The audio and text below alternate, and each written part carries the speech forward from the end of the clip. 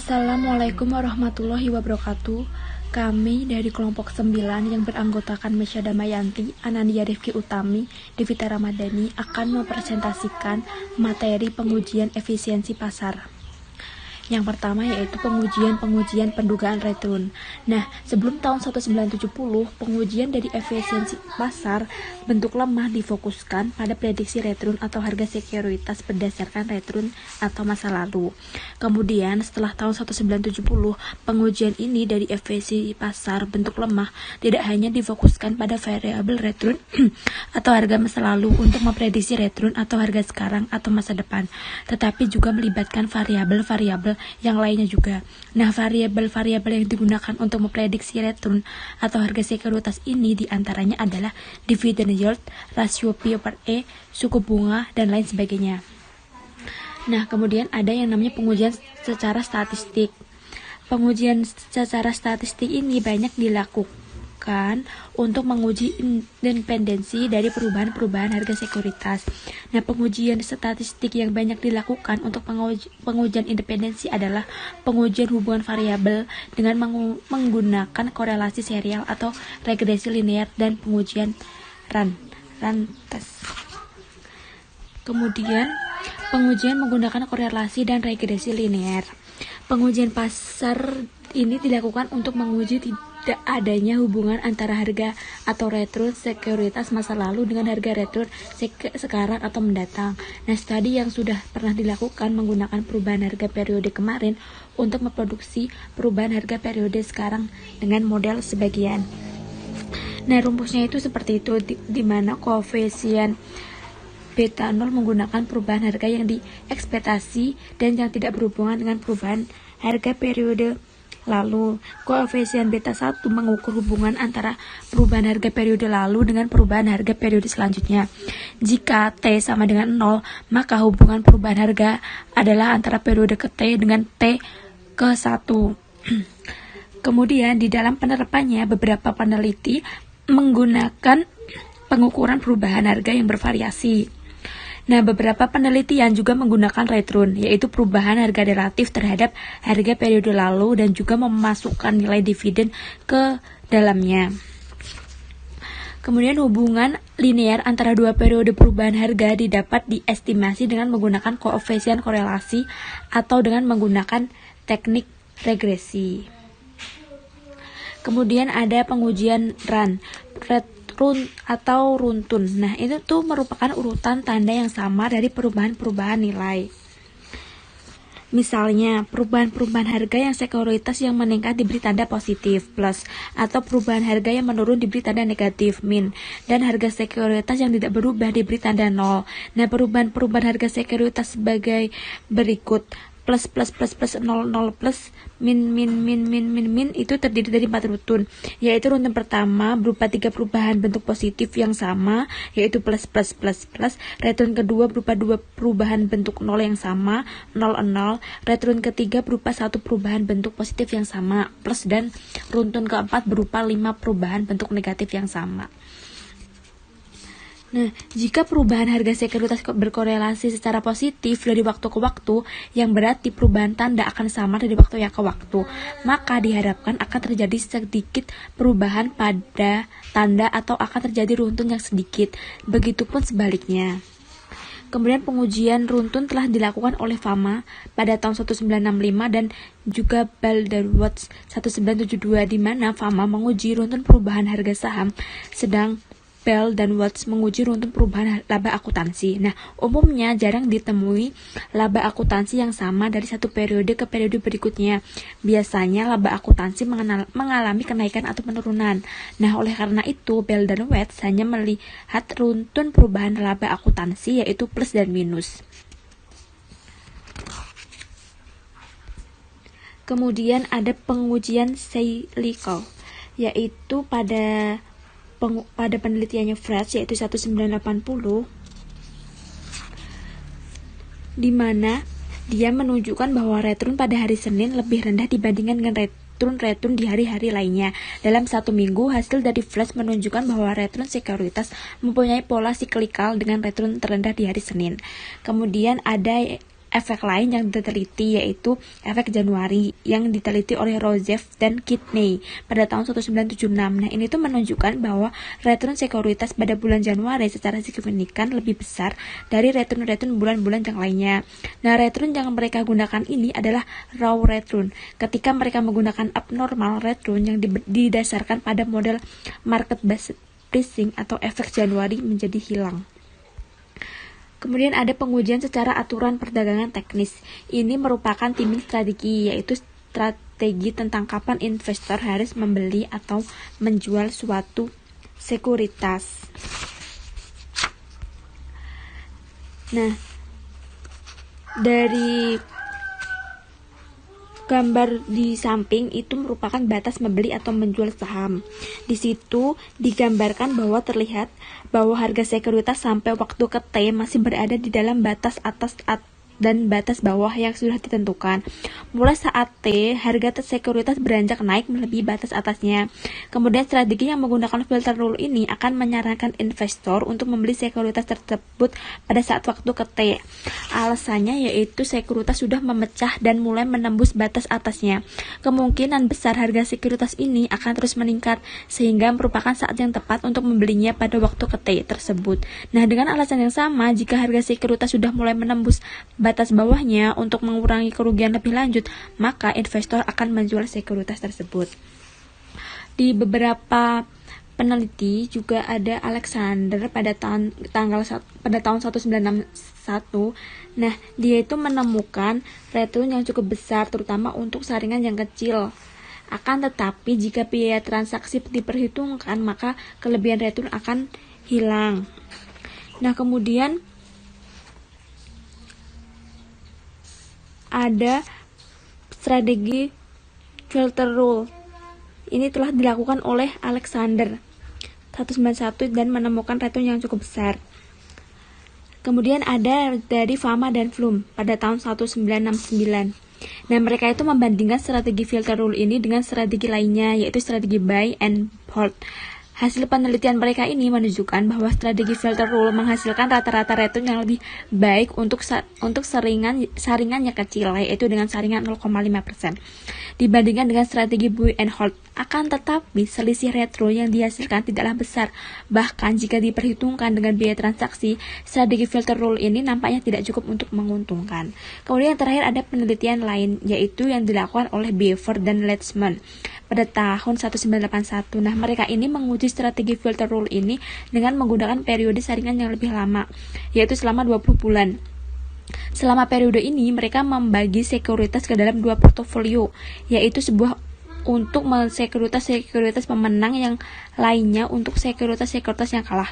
Nah, dengan mengamati abnormal return kedua portofolio ini, untuk periode-periode selanjutnya, mereka tidak menemukan perbedaan antara kedua portofolio tersebut. Nah, hasil mereka ini selanjutnya yaitu studi peristiwa. Studi peristiwa merupakan studi yang mempelajari reaksi pasar terhadap suatu peristiwa yang informasinya dipublikasikan sebagai suatu pengumuman. Studi pustaka dapat digunakan untuk menguji kandungan informasi dari suatu pengumuman dan dapat juga digunakan untuk menguji efisiensi pasar bentuk setengah kuat. Selanjutnya ada bagan mengenai pengumuman peristiwa. Jika ada kandungan informasinya, maka bisa dikatakan ada abnormal return-nya. Nah, jika tidak ada kandungan informasi, maka bisa dikatakan tidak ada abnormal return. Berikut penjelasan dari bagan tersebut. Pengujian kandungan informasi dimaksudkan untuk melihat reaksi dari suatu pengumuman. Jika pengumuman mengandung informasi, maka diharapkan pasar akan bereaksi pada waktu pengumuman tersebut diterima oleh pasar. Reaksi pasar ditunjukkan dengan adanya perubahan harga dari sekuritas bersangkutan. Reaksi ini dapat diukur dengan menggunakan return sebagai nilai perubahan harga atau dengan menggunakan abnormal return. Jika digunakan abnormal return, maka dapat dikatakan bahwa suatu pengumuman yang mempunyai kandungan informasi akan memberikan abnormal return kepada pasar. Sebaliknya, jika tidak mengandung informasi, maka tidak memberikan abnormal return kepada pasar. Selanjutnya yaitu hasil empiris studi peristiwa. Yang pertama ada pemecahan saham. Pemecahan saham adalah memecah selembar saham menjadi N lembar saham. Harga per lembar saham baru setelah pemecahan saham adalah 1/N dari harga sebelumnya. Misal jumlah saham yang beredar itu 1 juta lembar dengan harga Rp1.000 per lembar saham. Nilai ekuitas perusahaan sebesar 1 juta kali Rp1.000 sama dengan 1 miliar. Perusahaan memecah dari 1 lembar saham untuk dijadikan sebanyak 2 lembar saham, sehingga harga per saham baru adalah Rp500 dan jumlah saham beredar menjadi 2 juta lembar. Tetapi nilai ekuitas di sini perusahaan tidak berubah, yaitu tetap menjadi 1 miliar. Selanjutnya yaitu penawaran perdana. Perusahaan yang pertama kali melemparkan sahamnya ke pasar saham disebut melakukan penawaran perdana. Karena belum pernah tercatat di bursa saham, maka harga sekuritasnya belum diketahui. Underwriter yang menjamin pelemparan perdana akan menanggung risiko untuk menjualkan saham ini disebabkan nilai sebenarnya dari sekuritas sebelumnya belum diketahui. Underwriter cenderung untuk menjualkan dengan harga yang murah supaya mengurangi risiko tidak laku terjual. Investor yang dapat kesempatan untuk membeli sekuritas yang undervalued ini akan dapat menikmati abnormal return. Akan tetapi, jika pasar sifatnya tidak efisien, abnormal return yang ada hanya terjadi dengan waktu yang cepat dan tidak berkepanjangan. Kemudian selanjutnya ada pengumuman dividen. Miller dan Modigliani pada tahun 1961 menunjukkan bahwa dividen sifatnya adalah tidak relevan dan di dalam menentukan nilai. Jika hal ini benar, pertanyaannya adalah mengapa masih banyak perusahaan yang membayar dividen, bahkan meningkatkan nilai dividennya. Beberapa pendekatan telah digunakan untuk menguji kandungan informasi dari dividen. Pendekatan yang pertama adalah memasukkan variabel dividen ke model laba untuk memprediksi laba masa depan. Pendekatan yang kedua adalah menguji hubungan antara variabel dividen dan variabel laba. Apakah dividen menyebabkan laba atau laba menyebabkan dividen? Pendekatan yang ketiga dilakukan dengan mengamati pergerakan harga sekuritas sekitar pengumuman dari perubahan dividen yang tidak diekspektasi.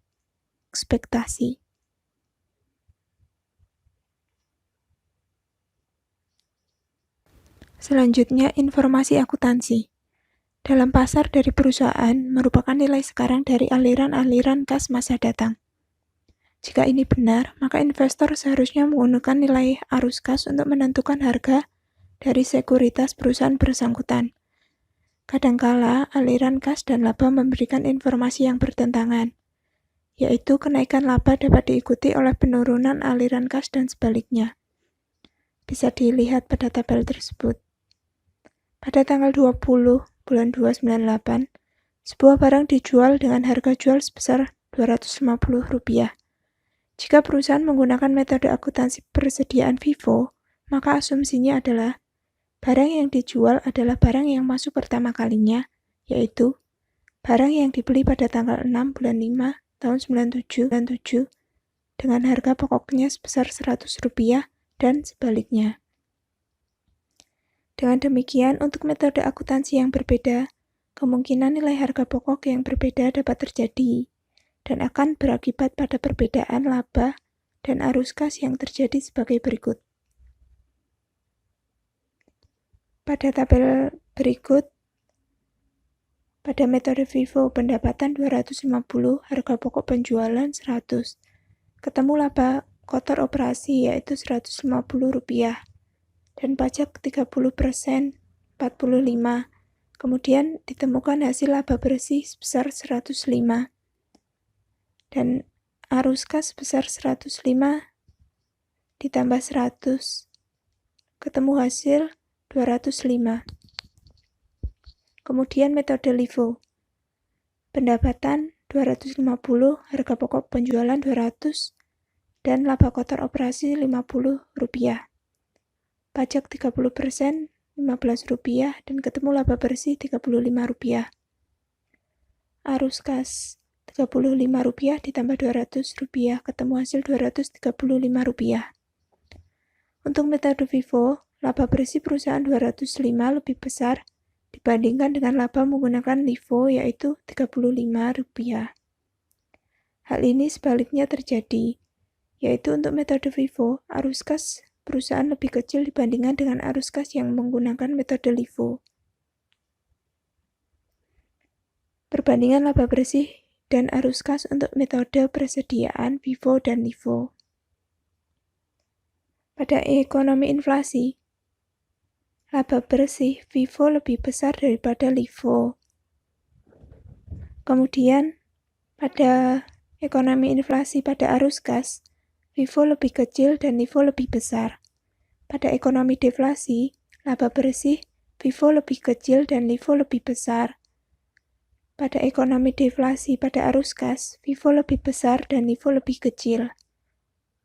No effect hipotesis. Hipotesis yang menyatakan bahwa tidak ada perubahan harga sekuritas disebabkan oleh perubahan dari metode atau prosedur akuntansi. Kemudian mekanistik hipotesis. Hipotesis ini menyatakan bahwa ada perubahan harga sekuritas karena pasar secara sistematis diketahui oleh prosedur akuntansi. Kemudian selanjutnya, pengujian informasi privat merupakan pasar efisien bentuk kuat. Terdapat permasalahan dalam pengujian ini yaitu informasi privat yang akan diuji merupakan informasi yang tidak dapat diobservasi secara langsung. Yang pertama, insider trading. Insider trading merupakan perdagangan sekuritas yang dilakukan oleh corporate insider. Corporate insider adalah pejabat perusahaan, manajemennya, direksinya, atau pemegang saham, mayoritasnya yang mempunyai informasi privat. Kemudian yang kedua, return dari reksadana. Reksadana merupakan portofolio yang dibentuk oleh perusahaan reksadana dan dijual kembali kepada masyarakat dalam bentuk unit penyertaan. Yang ketiga, anomali pasar.